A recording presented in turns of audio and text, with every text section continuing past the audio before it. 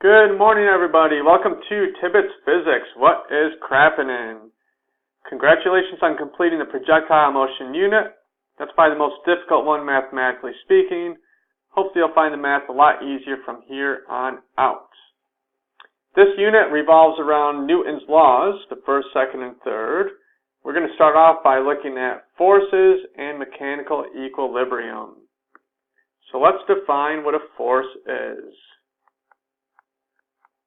A force, abbreviated as F,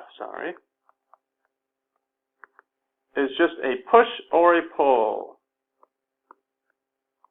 So whenever you push or pull something, you're applying a force to it. Its units are newtons, named after Isaac Newton. And we use capital N to abbreviate it. Now the question is does it matter what direction we push or pull something? So if you're pushing something to the right or to the left, will that make a difference in terms of the direction the object goes? The answer is yes. So force is a vector, which means it has magnitude and direction. So we'll say direction matters. Okay. So, when we talk about forces, we usually have more than one force in the situation. So we want to look at the net force.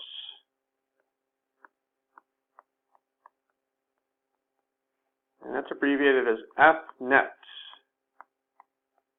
And the net force is the sum of all forces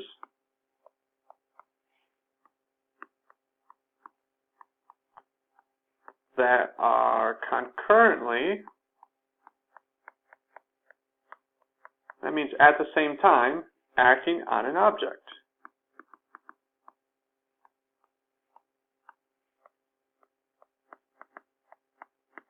Sometimes we'll see net force abbreviated as F net. Other times you'll see it as the sum of all forces. Usually we stick to this one in Regents Physics. Alright, now let's look at the case where, let's say you're applying forces in multiple directions, in opposite directions of the same force, and an object is not moving or it's not changing its speed. So that's called mechanical equilibrium.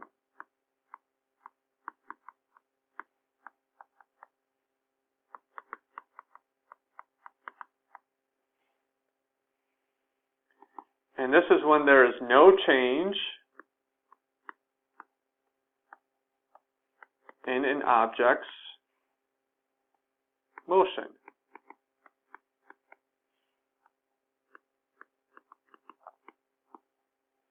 We have two scenarios where there's no change in an object's motion.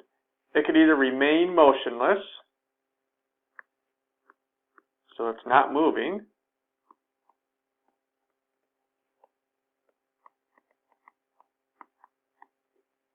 or scenario 2 is it's going to continue moving but at the same speed. Actually, we'll say velocity, because velocity also means it has to stay in the same direction. So it continues moving with same velocity.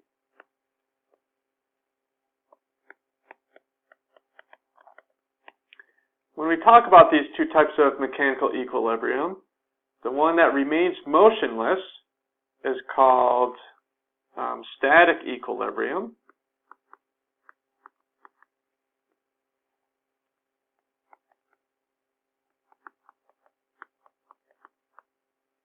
And the one that's moving is called dynamic equilibrium.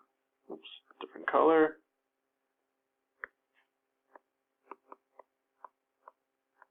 Dynamic equilibrium.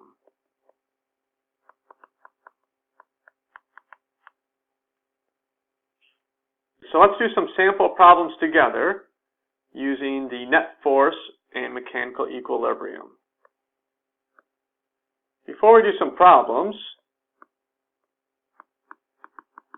practice problems.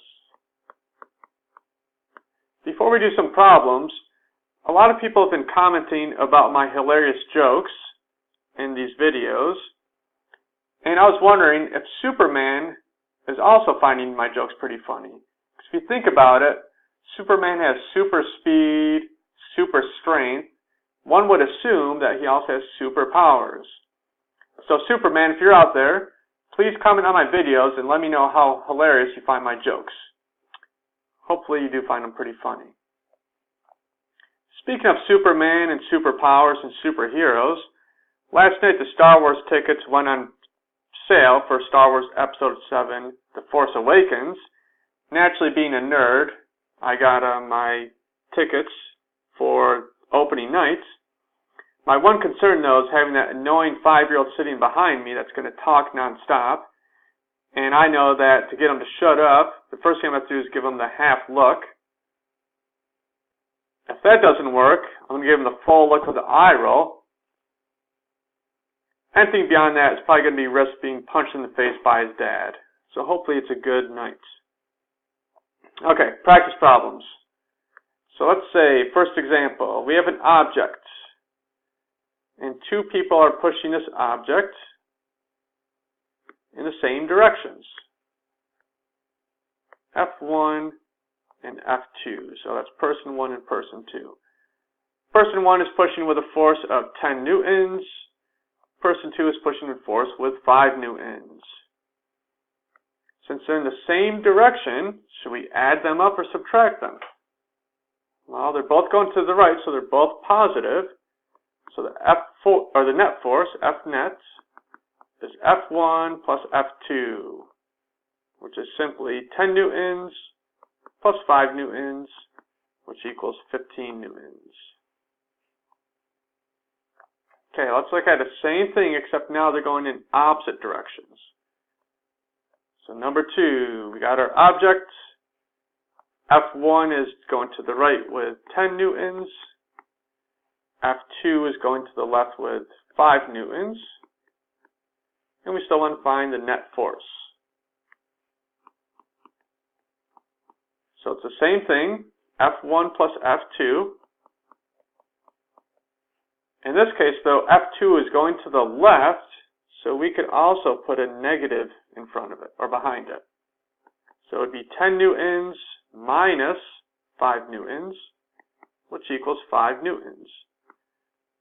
So if you're playing tug-of-war, which we'll talk about later, this isn't quite an accurate representation, but if you're playing tug-of-war, one person is pulling to the right with 10 newtons, the other one to the left with 5 newtons, the net force would be 5 newtons, and the object would move to the right.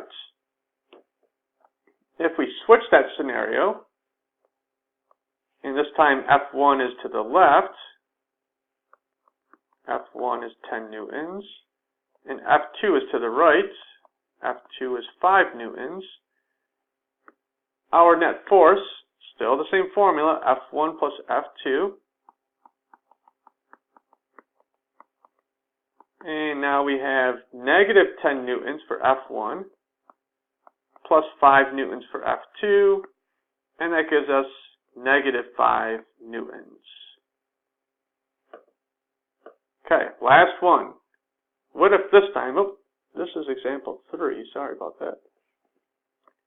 Alright, what if this time the 5 newton person ate a protein bar and got a little bit stronger? So now F2 is going to the right with 10 newtons, and F1 is going to the left with 10 newtons as well. So to find the net force, same formula. F net equals F1 plus F2. F net equals negative 10 newtons because it's going to the left, plus positive 10 newtons to the right. That gives us a net force of 0 newtons. So that means two things. That means either the object is motionless or it's moving forward at a constant velocity. We'll get more details about what that means when we add in friction and multiple forces. That's it for me today. If you have any questions, again, feel free to leave comments. Otherwise, see you next time.